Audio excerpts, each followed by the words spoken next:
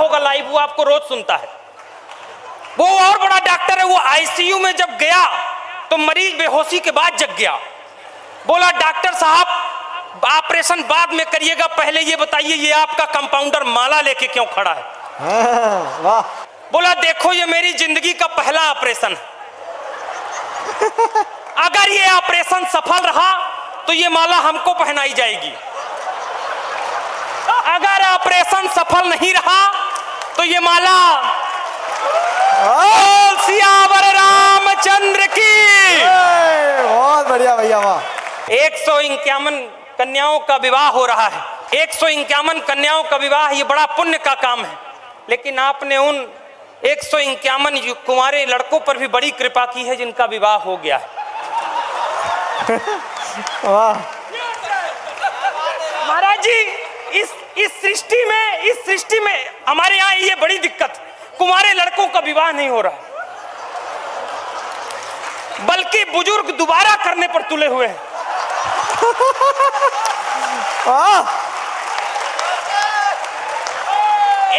एक मुहिम लेकर के मैं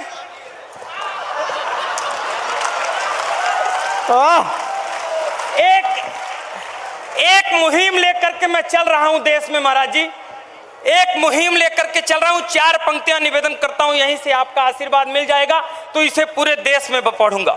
निवेदन कर रहा हूं, सुनिए कि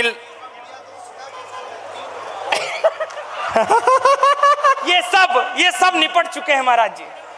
2-3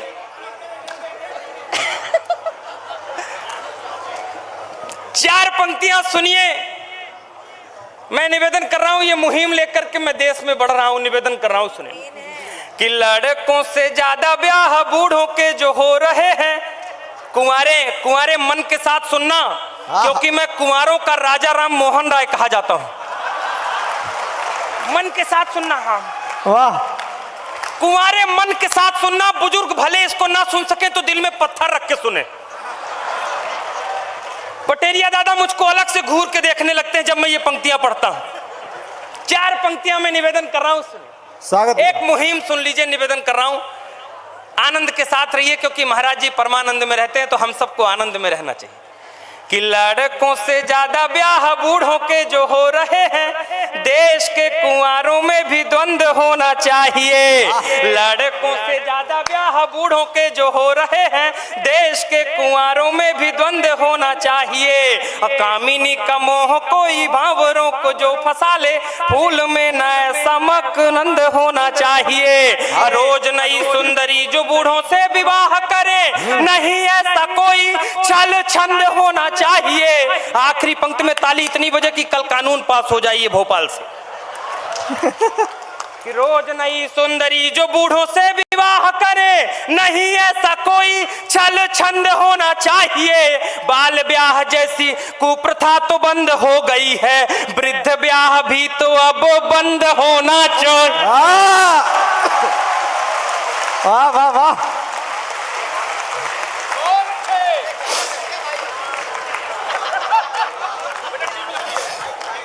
जिंदाबाद भैया। लेकिन टीम लंबी है, मुझको कम पढ़ना है, इसलिए मैं चाहता हूं कि एक छंद और एक कविता। स्वागत भैया। और नहीं महाराज जी कह रहे हैं और सुनाइए, क्या क्या आनंद सुनाए महाराज जी। तमाम देखे तो तमाम आनंद बिखरा, जैसे महाराज जी कहते हैं, देखिए तो तमाम। मैं अपने घर में आनंद में रहता हूं महाराज जी। ये हॉस्पिटल की बात कर रहा था, ये हॉस्पिटल की बात, मेरे यहाँ मेरे घर में मेरे अलावा सब डॉक्टर हैं। मेरे पिताजी और छोटे भाई दोनों डॉक्टर हैं। मैं सब आनंद। मैंने पिताजी से एक दिन पूछा, मैंने कहा ये आपकी गाड़ी में और क्लिनिक में धन क्यों लिखा रहता है? बोले ठीक है तुमको बताए दे रहे हैं, लेकिन किसी को बताना मत। हालांकि महाराज जी जिस दिन से वो हमको बताए उस दिन मैं सबको बताता फिरता हूं। बोले ये तुम्हारी आपकी गाड़ी में धन क्यों लिखा रहता है?